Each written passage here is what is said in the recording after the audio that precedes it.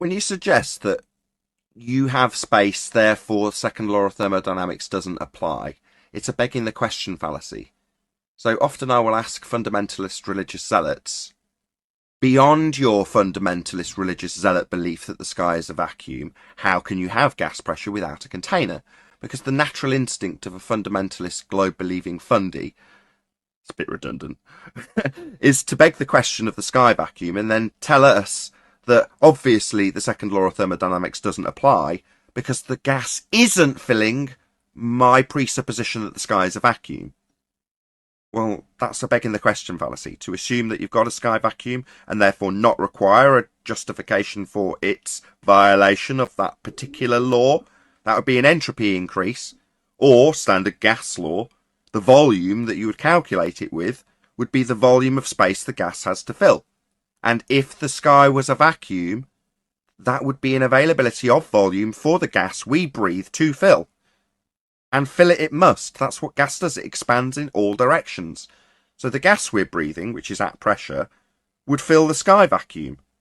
Now their response is often to say, well, we have a gas pressure gradient, which is merely a delta of the original question and assertion when you've got a sky vacuum belief. How can you have gas pressure in the first instance without a container? And they would say, well, a delta of gas pressure gradient is something we experience. It's like, well, how did you achieve the gas pressure in the first place without containment? And the answer is you can't. It stands directly in violation of several natural laws. Without the container, there can be no pressure. Therefore, if the sky was a vacuum, as asserted in the heliocentric rhetoric, then the gas we breathe would fill the space.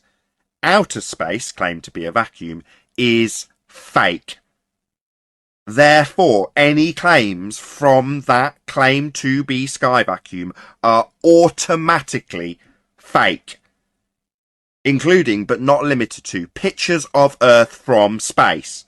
The region is fake, second law of thermodynamics violation. Therefore, the pictures claimed to have come from the fake region are also fake. Orbits in a sky vacuum, which is also a begging the question fallacy, which I won't detail now, is claimed to take place in a fake place called space, therefore automatically fake. Same goes for satellites, all debunked by the second law of thermodynamics and several other laws of nature, descriptions of how things occur always.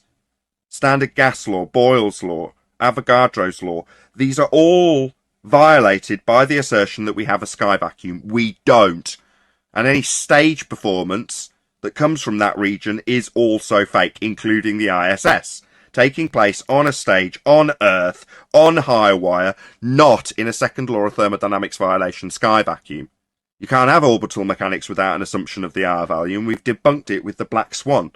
But orbits is always going to be a begging the question fallacy to begin with. Nice that we can debunk it with one breath. We debunked R. Bye-bye orbital mechanics. Bye-bye globe Earth.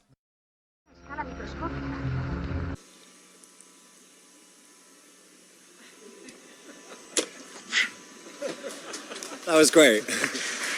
Practice makes perfect. Give me another.